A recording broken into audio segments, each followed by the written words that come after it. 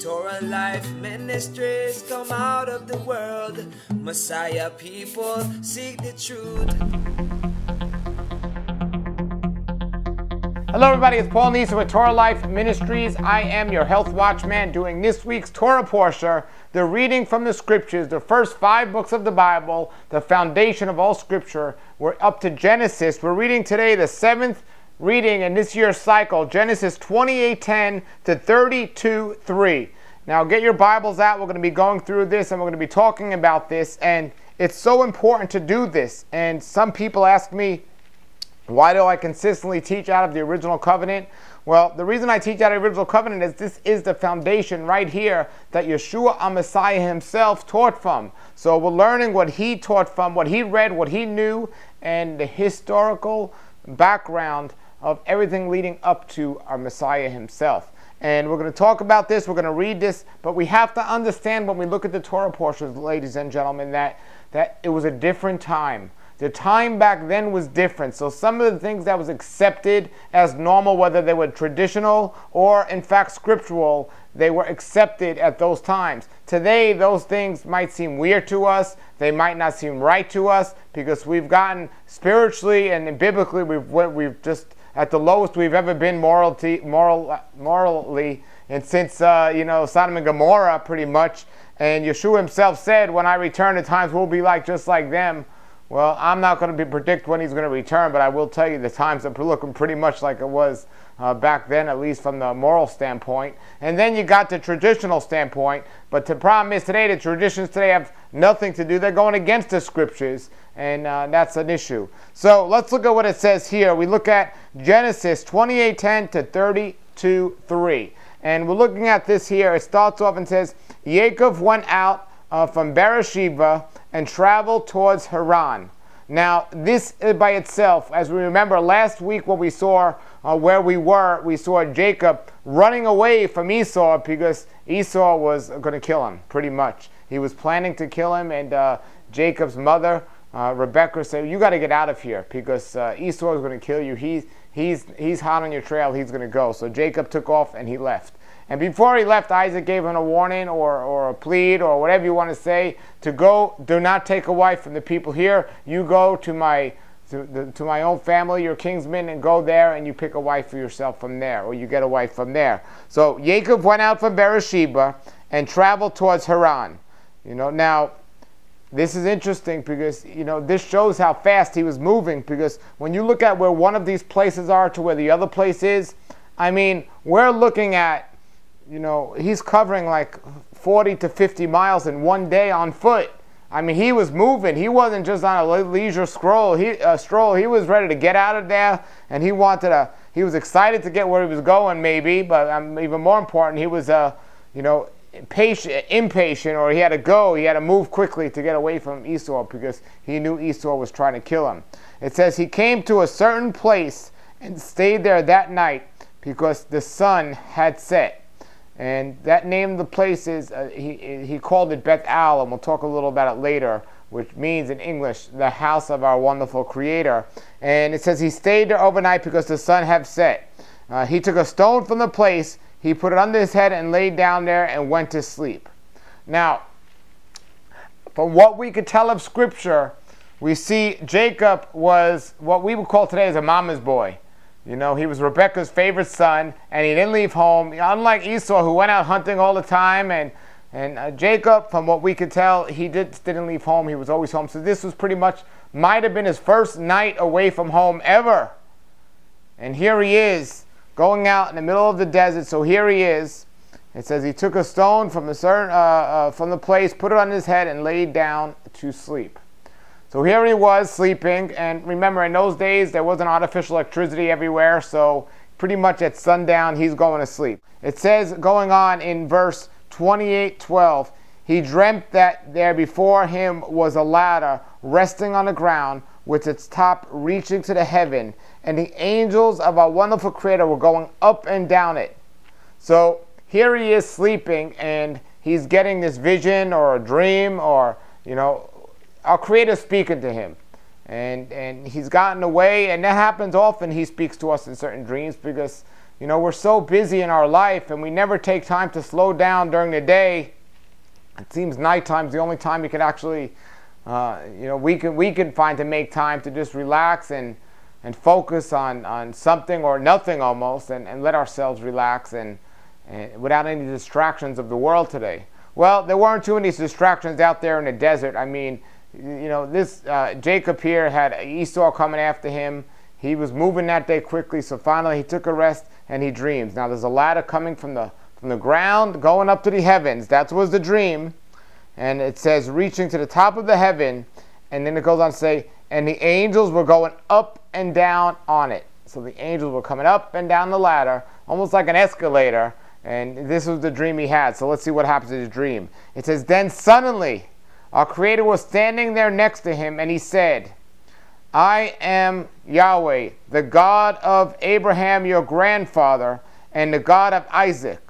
So now all of a sudden, suddenly our Creator's there with him.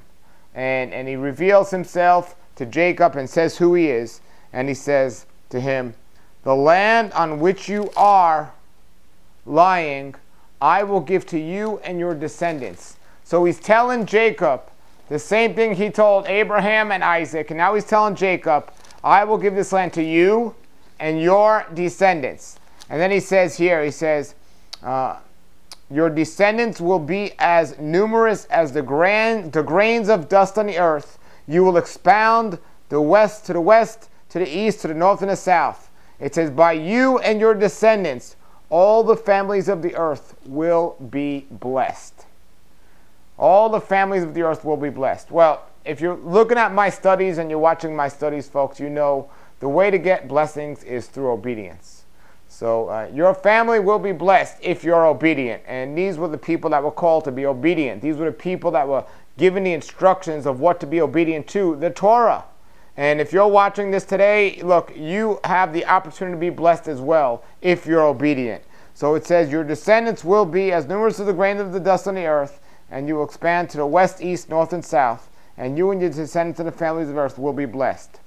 Then he goes on to say here, and this is important, in 28:15 of Genesis, it says, look, I am with you. I will guard you wherever you go. Now, whether it's a dream, whether he's standing right next to us, whether we feel this, whatever, when our Creator reveals to us that he's with us and he will guard us wherever we go, and then he goes on to say, I will bring you back to this land because I won't leave you until I have done what I have promised you. So he's saying, I will guard you. He's saying, I am with you. And he's saying, I will do what I have promised you. This is the promised land, and that's what I was doing. So we look at that. Now, Jacob had a lot to learn. And he had a lack of faith. He wasn't a righteous man at this time. He was a man who just didn't trust our Creator, to be honest with you. He tried to deceive his brother to get in the birthright after he was told he would have it. And he just showed his lack of faith, and he showed his inexperience and his age and his just immaturity and everything. So up to this point, he wasn't the righteous man that he became. But our Creator is saying, don't be scared. I will guard you. Wherever you go, I'll be with you, and I'll bring you back to this land just as I have promised. But then we go here to 28:16 of Genesis. It says, and Jacob woke from his sleep, and he said, truly, our Creator is in this place, and I didn't know it. Well, this reminds me of the story in the renewed covenant when you had the fellow sitting under the tree, the fig tree, and he didn't believe in Messiah, and then Messiah revealed himself to him. And he said, truly, you are Messiah. And because you saw me sitting under the fig tree, because Yeshua said, I saw you sitting under that fig tree. So then the fellow believed. Well, now we have Jacob up saying, well, now I am sure that he's in this place, and I didn't know it. It says, then he became afraid, and he said, this place is fearsome. This has to be the house of our Creator. This is the gate of the heavens, or the gate of heaven. And it says, that Jacob got up early in the morning, took the stone he had put under his head, set it under a standing stone, and poured olive oil on its top, and named the place Bethel, which means house of our wonderful Creator, but the town had already been called Luz. Now, Luz was a very popular town back then, a very well-known town back then, and there were two cities actually named Luz in the scriptures, but they were, at least one of them was replaced by the name Bethel, and the historians are still discussing exactly where it is, and basically now it's called Bethel. The rock was there that was poured over the olive oil by Jacob, as we see here, and we're going to remember this place because they're going to return to this place later on, so we're going to keep this in mind. Then it says, Jacob took the vow, and he said this, and this showed his lack of faith.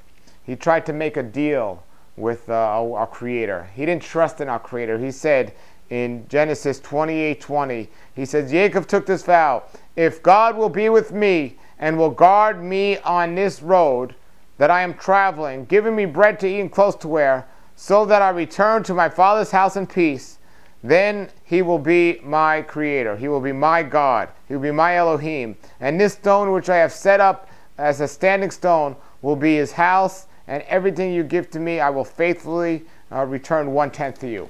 Well, first of all, our Creator already told him he would be there.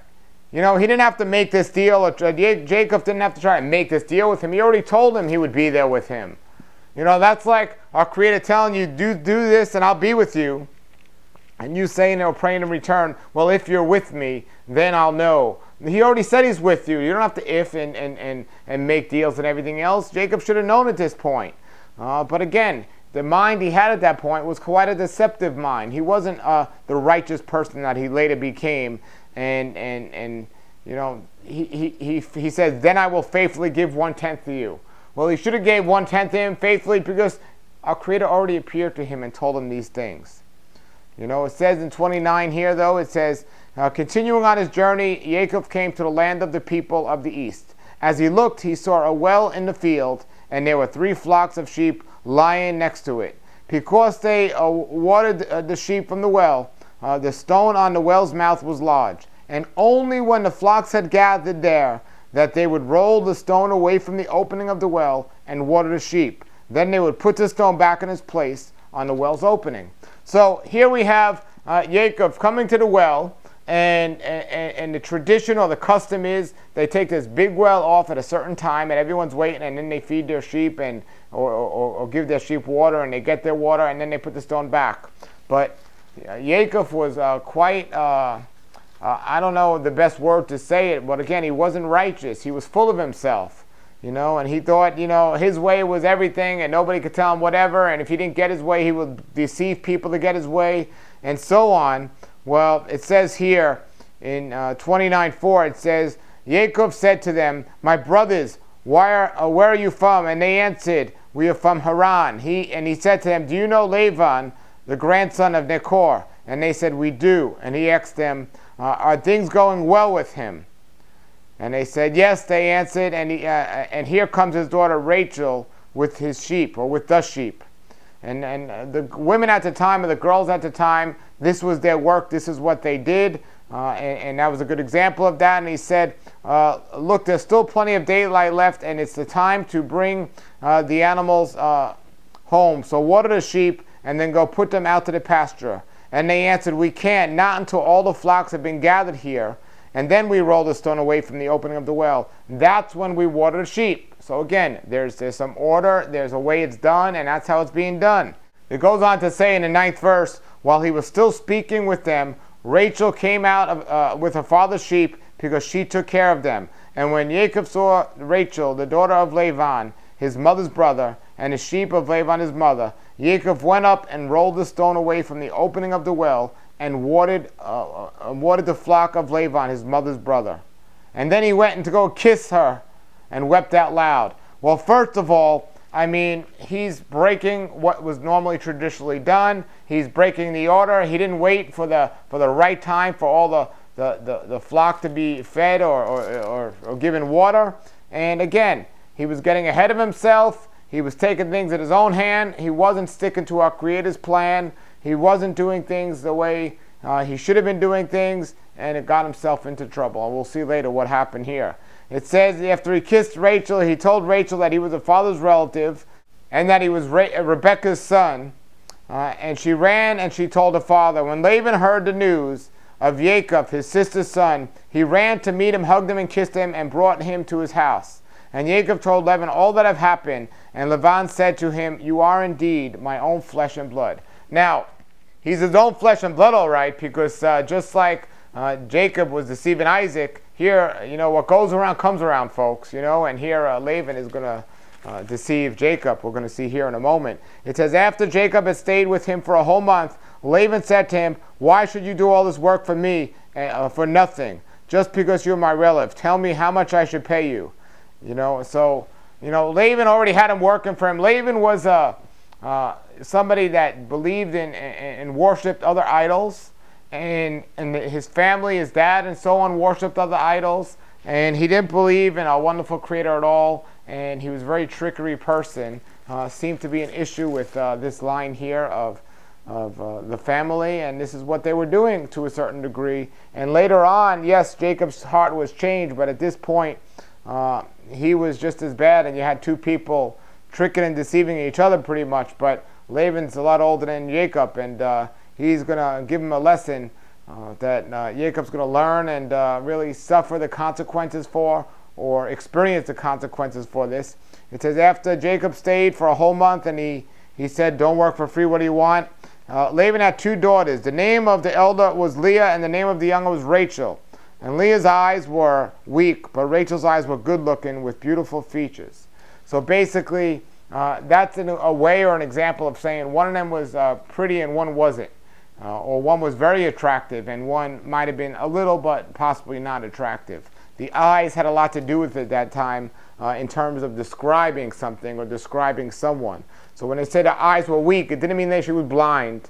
It just meant that just the whole body and the whole face and everything wasn't as attractive. At least not to him it wasn't, but in general it wasn't as attractive. So that's what it means. So then it says in the next chapter here, Jacob had fallen in love with Rachel. Just after 1 month, he'd fallen in love with her. Well, I don't know what kind of love he felt in with her or whatever it was, but after 1 month, he fell in love with her. And he says to his uncle, "I will work for you 7 years in exchange for Rachel, your younger daughter." And Laban answered, "Better that I give her to you than to give her just to anyone else." So they made a deal, and their deal was made. And Jacob said to Laban, "Give me my wife since my time is fulfilled." This was after the 7 years.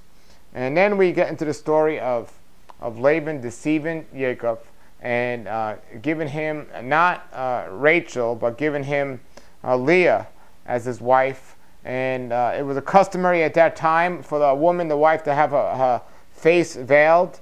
And so he didn't know, which wife he was getting, or he didn't know it was Leah instead of Rachel. And people say, well, how can that happen? Well, you got to remember, this is a young man who was a mother's boy, the first time away from his home in a foreign land. And he didn't have a wife, he didn't have girlfriends. It was a different custom than it is today. And here he is getting married to the girl he loves, and it was the sister in a dress with the veil over the face. He was basically fooled. But we can see why, and what goes around comes around. He deceived his father Isaac, and he got deceived here in return. And he had a lack of faith in a wonderful Creator, and our Creator was teaching him a lesson. And he had to learn.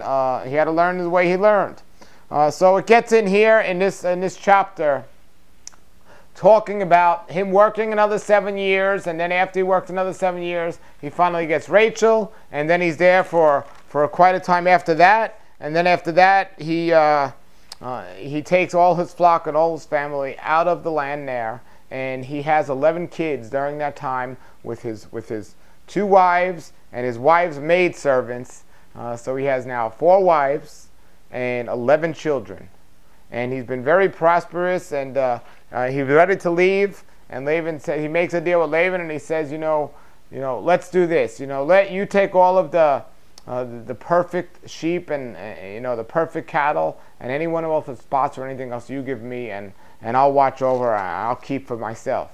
So Laban makes a deal with him, and Laban tries to deceive him again, takes out all the unspotted or the spotted sheep and so on, and he leaves him with just nothing but the perfection and the perfect ones. But you see, Jacob had a trick, or what do we want to call it, whatever. But he took some sticks and he shaved some marks in them and he put them up. And now this is the controversial part. Some people say, oh well, the cattle would just mate, or the lambs would just mate when they saw the stick.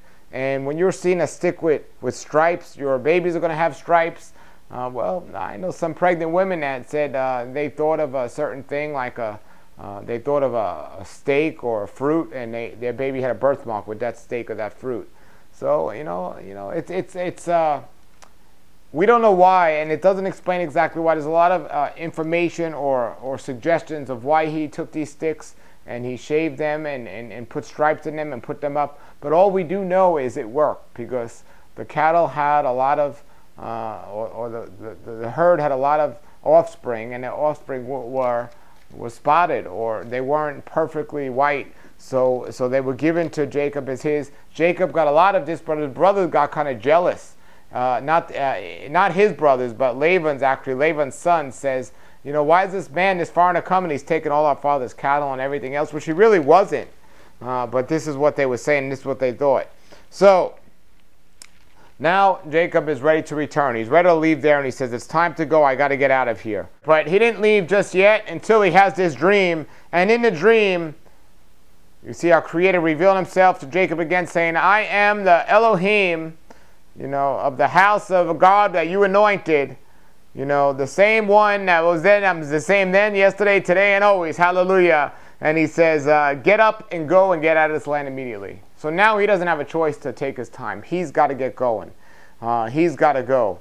And it says then Jacob got up and put his sons and wives on his camel, and they pretty much left. And it talks about Laban chasing them, and this is Jacob with his 11 kids and his 4 wives.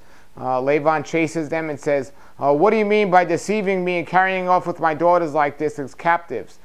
Now when they left, Rachel actually stole one of the pagan gods that Laban had and worshipped, and he was looking for any reason, Laban, to track them down. And he said, well, why did you steal one of my gods on your way out there, on your way out? And Jacob didn't know anything what Rachel did, so he said, look, if you find one of my people with this, you can kill them. So Laban searches them, and he doesn't find it. He gets to all of Leah's tent and so on. Then he gets to Rachel's tent.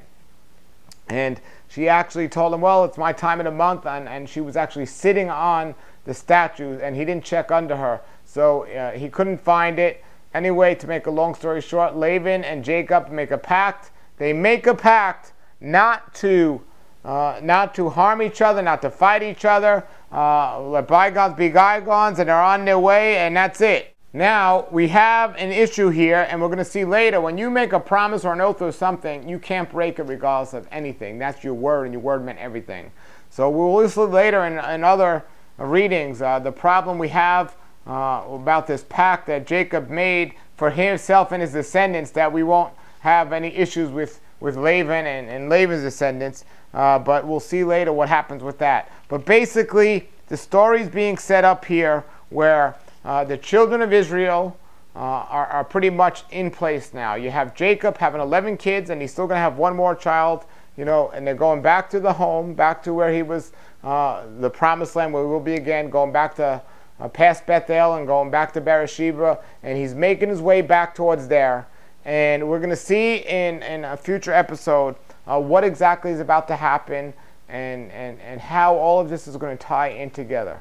But the Torah portion, that's what it does, everybody. It actually brings it all together. So if you're reading the words in the renewed covenant of Messiah, it's very difficult to understand what's going on until you have this map known as the Torah, which explains all of these things. Everybody, I just got back. I was just out speaking in Texas and Louisiana. I'm excited. I'm excited to be doing more of these Torah portions and everything else. I'm going to keep it a little short this week because I got a lot of other things to catch up on. But I am telling you, this is so powerful this week because now we finally see 11 of the 12 tribes almost getting into place here, and one more to come. And then they will be there, the 12 tribes, and we'll see what's going to happen from there. It's very exciting. If you haven't read your scriptures yet of Genesis, go back and read them. And get ready to read next week's reading. Next week's reading is going to be Genesis 32:4 to 36:43. So if you read that now, you can be ready for it next week. And remember, put your questions and comments below the video. That's why I do this. I want to answer your comments and questions, and we could get through this together. All right, everybody, thank you for checking us out. Have a great Shabbat. Until then, we'll see you again next week. Shalom, shalom.